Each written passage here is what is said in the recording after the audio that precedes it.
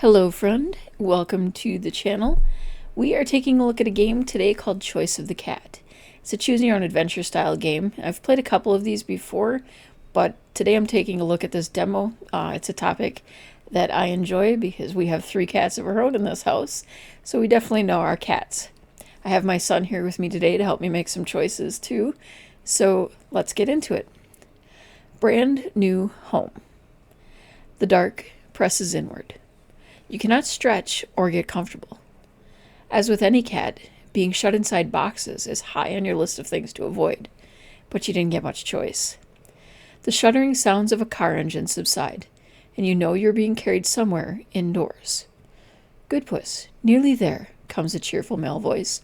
"I'm Andre, by the way, and this is your new place." Your box is put down. Stable, solid ground at last. From the experience, you expect to be let out now, and you'd probably pace back and forth if there were room. "The others are right behind us, puss," Andre continues, now fidgeting about in the room. "Hang in there." You hear a humming, clicking sound. After that, some loud notes that start to form a tune. A guitar. This Andre guy has sparked up an amplifier and is hacking away at some guitar solo when he should be letting you out. The tune part is barely discernible, but what he lacks in talent, he's trying to make up for in volume. Why the hell hasn't he opened this damn thing? From inside your box, how will you communicate that your release is, by now, totally and utterly necessary? Start yelling with as much dramaticism as possible. Scratch at the joints of the box. A prison is only as strong as its weakest part. Get his attention via smell. If I make him uncomfortable too, he'll do something. Tip the box over, then go still and silent, so he'll worry that I'm dead. What's outside of boxes can be worse than what being in them. I wait, scared and quiet. Okay, bud, which one would you choose? I feel like the first one makes sense. The first one makes sense? Okay, let's take a look at what it says. Andre's noodling is genuinely loud. You can't believe how long it takes him to hear your distress between notes. He stops playing. There's a sound of feet padding toward you over carpet, just before a doorbell rings. You let out a plaintive meow as Andrew makes for the door. There's a second voice then, the woman named Claire, whose pleasant alto tones you recognize from when you were picked up at the cat shelter and stuffed in this horrible box. "Thanks, honey," she says. "My hands were full." You hear rustling sounds, perhaps plastic bags. Car keys clatter on wood. The low whining tone of their small child starts, but is cut off when Claire says, "Andre, for heaven's sake!" The thud of running feet ends when Claire makes it to your cardboard confinement. Her hands scrabble at the slots and tabs above you. "What?" Andre protests. "You said you wanted me to wait." "Only if I managed to keep up with you in traffic. Can't you tell the poor thing's in distress?" Andre stammers. Box flaps are twisted and pulled. Then right above you there's a light. A lamp with 5 bulbs in fluted casings. It's quite fancy looking. "Hey there, puss," Claire says, moving back. From here you can see only her head, cropped hair, a heart-shaped face. You poke your head out further from your biodegradable cage to see an expanse of cream carpet. You blink. Even the sofas are impressive, with curling arms just right for scratching, and walnut inserts that match the coffee table. There's a flat-screen telly built into shelves to the right, and next to it is a fully working fireplace whose mantelpiece boasts handfuls of delicious, tippable trinkets. Claire holds out a hand toward you as Andre starts up his noodling again. You consider your first move in this brand new home. You can make a leap for the mantelpiece. I don't like being touched by strangers. Lean out toward Claire and nuzzle her arm as thanks for opening the box. Launch immediate revenge on Andre by seeing if his guitar is killable. Give Andre and his guitar some nuzzles to show him you like music too, most of the time. Show my contempt for humans by looking him in the eye, then turning and leaving the room. All right, so which one would you choose? It's a tough decision. Basically, for me, I like deciding if I like between the first one and the last one. First one and the last one. Which do you think, let's say we were playing as our cat Odin, which one do you think he would be more likely to do? I think probably knowing him, he's not, he does actually like being pet and stuff, so he'd probably be more like the show contempt. The last option? Yeah. Yeah, okay. Let's take a look at what it says. The family watches as you pick your way carefully out through the twisted cardboard flaps. You stand there on the carpet, austere and aloof, and let your gaze drift slowly over their faces. You note their looks of expectation. The adults hope you'll come to them first, while the child hopes you aren't going to bite. You turn and walk away toward the door. "Where's the pussycat going?" asks the kid. She sounds genuinely worried, maybe even frightened. Clara suddenly leaps past you for the door. The bang it makes when it shuts causes both you and Moon to jump. But it's only Moon who does the crying. You opt to dart for cover. Fortunately, there's plenty of it. "Pussycat doesn't like us," the child says through her tears. Andre stops playing his guitar to come and comfort her. "Pussycat is scared, Moon honey," he explains. "Cats don't like it when doors slam either." Claire throws Andre a look while you creep along under the sofa, whiskers twitching and ears on alert. No other way out of the room is apparent, and Claire seems to think it's a good idea to dig you out from under the couch. Her sideways tilted face appears in the small horizon between carpet and sofa. She calls softly to you, "Come here, puss." When you show no signs of moving, she reaches in a hand. Emerge from the opposite side. What I want is to groom myself in peace. Quietly stay put until she gives up on the idea. Bat at her hand with my claws. Lick her fingers, not because I'm being nice, but because they smell of beef jerky. All right, what would you choose? Hands. Bat at her hands? All right. Yeah, that'd be funny. "Jesus," Claire exclaims, extracting her hand immediately. "This bloody thing is feral." "You're probably freaking it out by invading its personal space like that," says Andre. "It wants to be alone."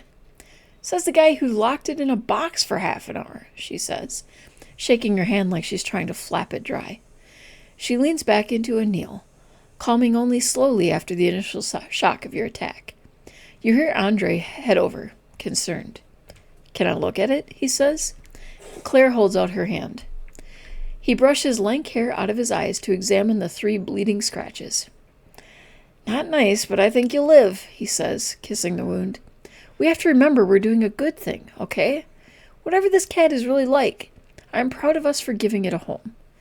Better thing than all those colleagues of yours who get their pets from inbreeders." You can't see Claire's face, but you'd bet she's scowling. "I'll keep that in mind when it lacerates my eyes," she says, though it turns out that this was her idea. "You're right, though, Andre. We knew this might happen. It's still an important message, even if we're in for some hard work." When she's calm, she turns to Moon, attempting to break her from her muteness. "It's okay, love. Mummy just did a silly thing. The cat thought I wanted to hurt it." She shuffles over to sit with her daughter, ruffling her hair. You hear Andre slump down in his armchair. Moon trembles slightly, twisting her t-shirt. Her face is pale and worried under her yellow, curly locks. Claire and Andre exchange glances. "Moon, honey, would you like to choose a name for the pussycat?" Claire says encouragingly. "This grabs your attention like the smell of old fish. A child, handed the power to affect your identity.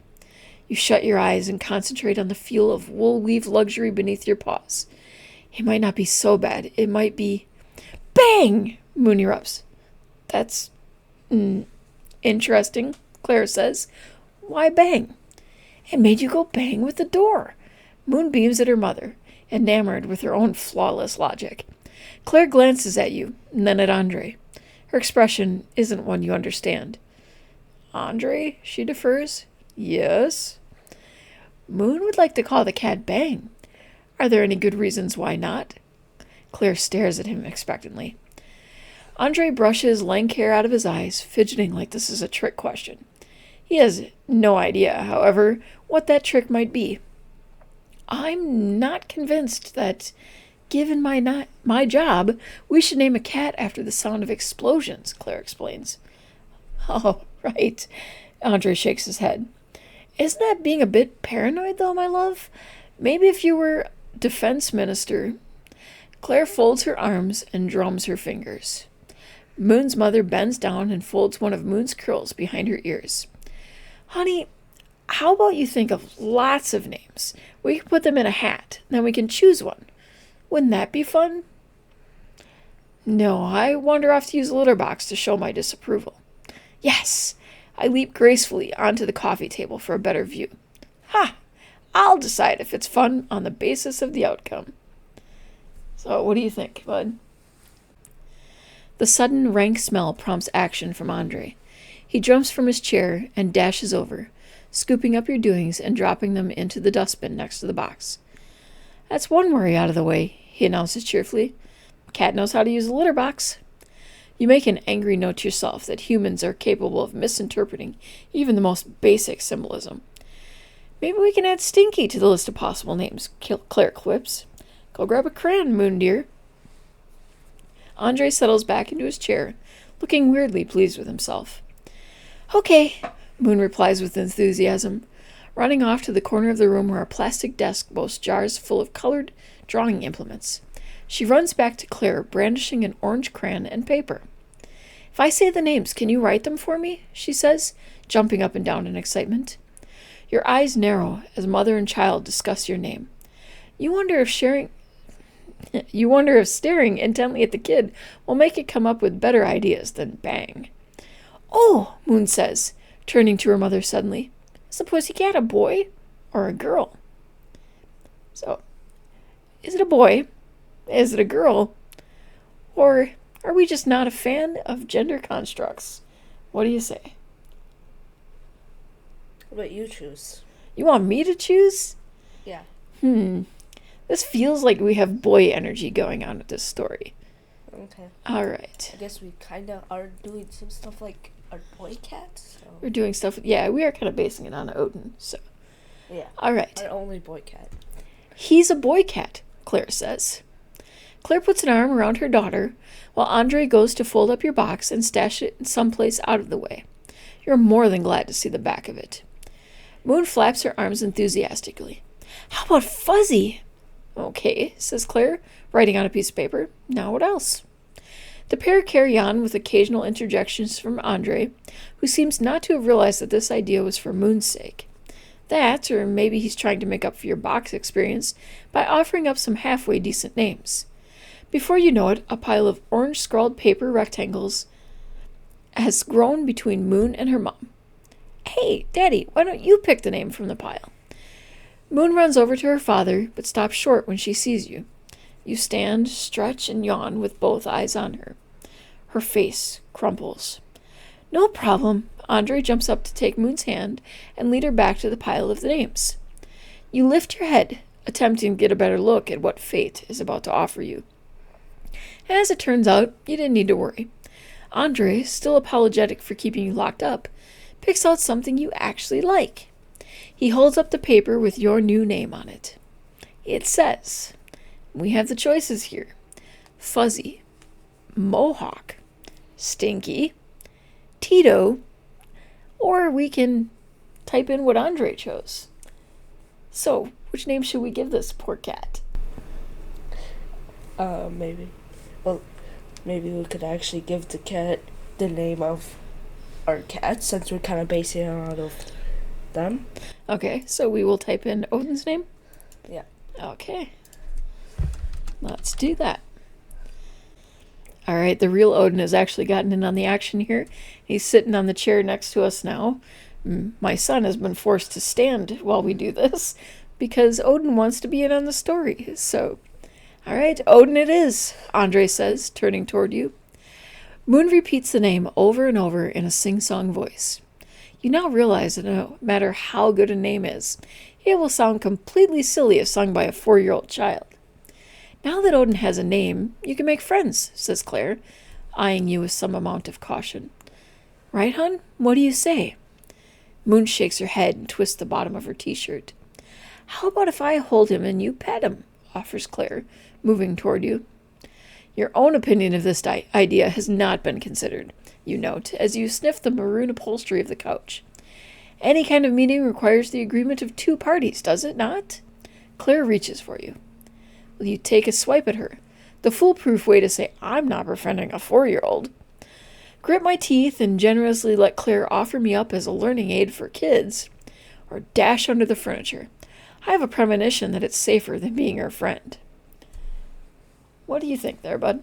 I'm gonna pick dash under the furniture. Okay. Dash under the furniture, I have a premonition that it's safer than being her friend. Your sudden mad dash makes Moon wail. It's high-pitched but short-lived, thanks to Andre's intervention. So much for that idea, he says with a laugh. Looks like Odin has had enough for one day. As Moon clutches her father's shirt with both fists, Claire gets down on all fours. Her cropped hair bobs into your view as she scopes out where you are. You inch back farther into shadow, hoping you look difficult to extract. Andre, would you mind taking Moon upstairs for a bit? Claire suggests with real caring in her voice. Odin might be a bit, disturbed, especially given his history. Let's give him a bit of peace and quiet. Your ears swivel. Homing in on Claire, she picks up the scraps of paper and hands them to Andre to throw away. She strokes her daughter's hair before ushering them both from the room. With the door shut behind them, Claire struggles out of her now not-so-immaculate jacket, unzips her skirt a bit, and massages her temples. Letting out a long, deep breath, she pads on bare feet toward the couch. She flops into it like her bones have gone liquid. She lets out a sigh of contentment. And they're gone. Claire's voice has a new tone to it, slightly more ragged and less honeyed. That was as much for me as for you, Odin, you hear her say, as she makes herself comfy. The upholstery of the sofa creaks a little. You peer outward from your safe place, creeping slowly forward with your nose to the carpet. It smells like fake vanilla and powdery. You emerge into the open to take in the whole room. The luxury of this place is certainly not lost on you. Even the wood of the coffee table matches the walnut inlays on the furniture. The furniture itself matches the curtains. The whole room a meticulous harmony of maroon and cream and wood. You wonder what it is these two do to have managed such a comfortable place. Shall I tell you about my day? Claire mumbles from the couch. She is in fact talking to you. My day was terrible. I lost support from Baska for the party leadership campaign. Can you believe that? She was the one who put me forward. For a moment, I wonder if she might really want to reply, but you figure it's more a rhetorical tirade. If I didn't have Magda PR, I think I'd chuck politics altogether. You have no idea what reporters will do with your words, Odin. She shakes her head, her tidy, androgynous crop growing ever more hedgehoggy now that she can relax. Seriously, it's an all-out war now with Helen. Now that Helen has resigned. After today, I wouldn't be surprised if Baska plans to run for the leadership herself. You hear thuds overhead as you listen to unprompted recollections. Andre and Moon are doing whatever it is that people do to amuse their children. It dawns on you that there's also an upstairs to explore. You purr to yourself, and Claire laughs. So, I'm not the only one who likes the sound of my voice. Fantastic! She holds out a hand in your direction, in that way humans do when they want you to come to them. So, I'll go to her, show her some affection. I'm staying put. I don't respond to human demands unless they benefit me. I instinctively leap away from her. I've had enough of humans for now. I'm saying, but I don't respond to human demands unless they benefit me. Oh, okay. Claire's hand drops to her side, but she's quite unperturbed by your aloofness. She continues her recollections of the day's events, not expecting any useful input, like a patient might do at a psychiatrist's. So that was my day, dearest Odin. Welcome to the life of a minority party MP. This could bore you to tears. Claire laughs dryly, relays more detail on this Baska woman, an animal rights campaigner, as Claire declares herself to be. What with that and a lust for power, they seem to have some common ground. Your mind goes into opportunist mode. A local MP. Running for leadership. No wonder this place is so nice. No wonder Claire has such expensive and fashionably uncomfortable clothes. The strange gift of suddenly having prospects is not lost on you at all. Cats can do anything if they just try hard enough, or so the saying goes. It seemed like the brainless platitude it was when you lived in a garbage bin. But this place, if you can swing it so the humans like you could be set for life. Just imagine what you might do if this woman got more power. The sun pushes in through the bay windows, and you curl up in a ball of warm contentment. Claire continues talking, and you're actually enjoying the sound of her voice, aided by the knowledge that you're now a cat with options. Maybe even a cat with opportunities. You fall asleep, dreaming of goose liver pate, those expensive faux yogurt drops for cats, sharing a burger with Axl Rose, or world domination in a confit of duck. World domination. World domination, yeah, that seems like a known thing to wish for. You awake to the sound of Andre's voice and distant laughter filtering in from outdoors. "Hey, sleepyhead," Andre says to Claire, perching on the curled arm of the couch. "Helmut's got some of his record company buddies over again. I bet you're glad you got a few hours sleep." Claire groans and stretches her arms towards the ceiling. You eye them both with interest. Something or someone smells of food. "Moon's asking for you," Andre continues. "Apparently I don't read Harry McCleary right." Claire rises from the couch, kissing Andre on the cheek and muttering curses on the neighbor called Helmut. The details are lost on you because you're distracted by your stomach. The aroma of something cooked and meaty has set in, grumbling. You arch your back and yawn before investigating where the source might be, starting with Andre. "Yep, time for us to hang, Odin," says Andre. He smiles as you circle him, sniffing him closely. "Sorry, chicken curry again for dinner," he calls after Claire, as she blearily heads for the door. "Good thing I like chicken curry," she calls behind her. The question is, do you? Oh, hell yeah, I'm zipping around the room at the mere mention of it. It's tolerable, but not as comfortable as confit of duck. I'm hardly fussy. I eat out of garbage bins. Oh, hell no. It plays havoc with my intestines. So, do we like chicken curry? Okay, hell yeah, I'm zipping around the room at the mere mention of it.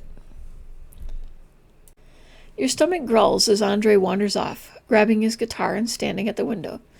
You follow at his heels, meowing. "Careful, Odin," he says. "I just about stepped on you." Which was the whole idea. Cat fact number 57. When humans step on you, they feel guilty and give you stuff. For example, food or massages.